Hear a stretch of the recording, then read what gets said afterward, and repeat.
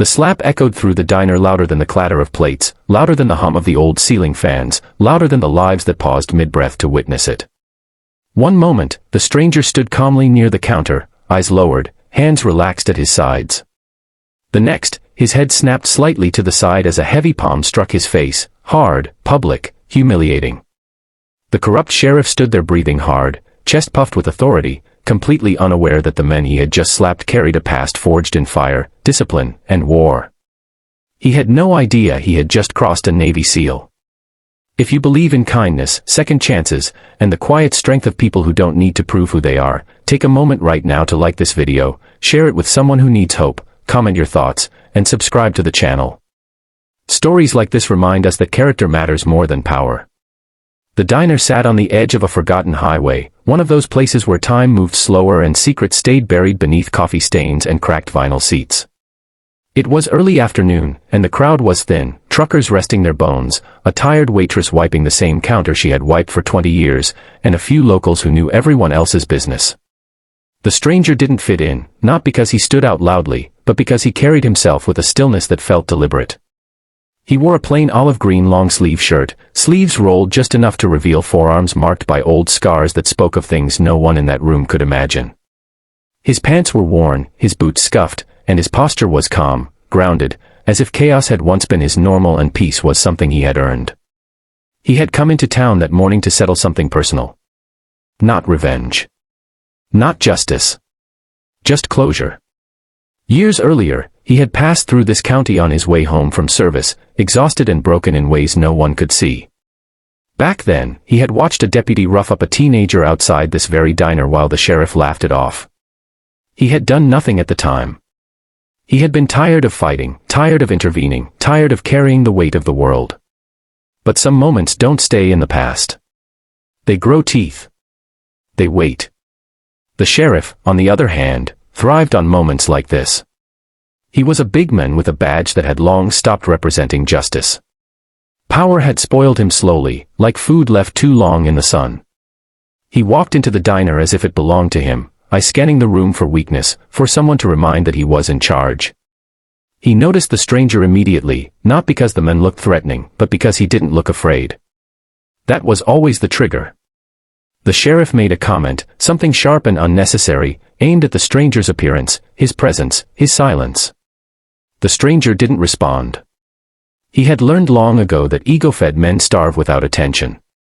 But silence can enrage those who demand obedience. The sheriff stepped closer, invading space, testing boundaries. The room grew tense. The waitress froze. A dog lying at the stranger's feet, a large, aging German shepherd with intelligent eyes, lifted its head slightly, sensing a shift in energy. When the sheriff slapped him, it wasn't about law or order. It was about control. The stranger absorbed it without flinching, jaw tightening, eyes steady.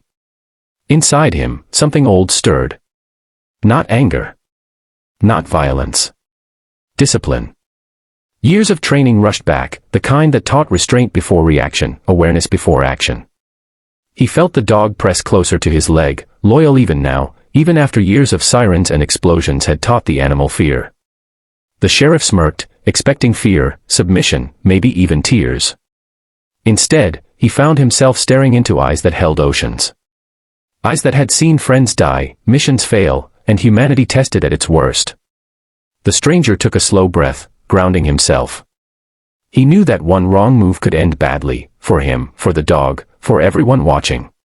He also knew that doing nothing would mean carrying another weight he didn't deserve. The room was silent, the kind of silence that hums in your ears.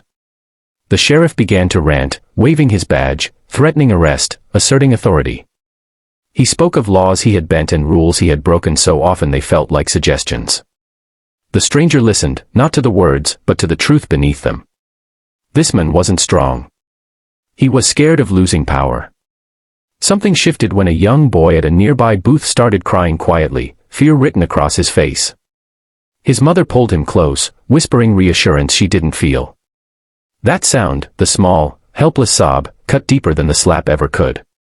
It reminded the stranger why he had joined in the first place. Not for glory. Not for medals. But to protect those who couldn't protect themselves. He slowly reached into his pocket, not in defiance, but with intention. The sheriff stiffened, hand moving toward his weapon, heart pounding. But the stranger pulled out a folded, worn military ID, edges softened by years of handling. He placed it gently on the counter, sliding it forward just enough for the sheriff to see. There was no announcement, no bravado. Just truth laid bare. The change was immediate. The sheriff's face drained of color as recognition set in. Not just the name or the insignia, but the understanding of what kind of man stood before him. Navy SEAL. Retired, yes, but retirement didn't erase experience. It didn't erase honor. It didn't erase the quiet authority that comes from surviving things others never will. The room exhaled collectively. People shifted in their seats. The waitress wiped her eyes. The dog relaxed, sensing the threat recede. The sheriff stammered, trying to regain control, but the balance had shifted. Power built on fear collapses when faced with integrity. The stranger didn't raise his voice. He didn't threaten. He simply stood there, bearing the weight of his past and the truth of the present. He spoke calmly, explaining why he was there, what he had seen years ago, and how silence had haunted him since.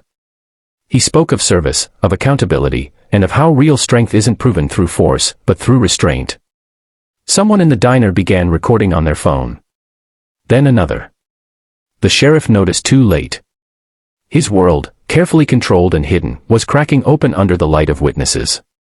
He backed away, muttering excuses, his authority unraveling in real time. The stranger knelt beside his dog, resting a hand on the animal's head. The simple act grounded him, reminded him that loyalty and love still existed. He hadn't come to fight. He had come to stand. By the time the sheriff left the diner, the men he thought he had humiliated stood taller than ever, not because he sought dominance, but because he reclaimed his voice. The town would talk. Investigations would follow. Truth, once spoken, has a way of multiplying. As the stranger paid for his untouched coffee and prepared to leave, people nodded at him, some with gratitude, some with shame. He didn't need their praise. He had done what he came to do. Before this story ends, if it has touched your heart even a little, please take a moment to comment below and share what it made you feel. Your words matter more than you know. Outside, the sun dipped low, casting long shadows across the parking lot. The stranger walked to his truck, the dog at his side, both moving with the quiet confidence of those who had survived storms. He didn't look back. Some battles don't need to be revisited.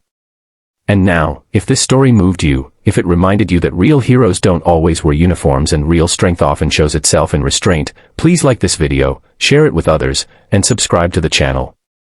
Your support helps keep stories like this alive.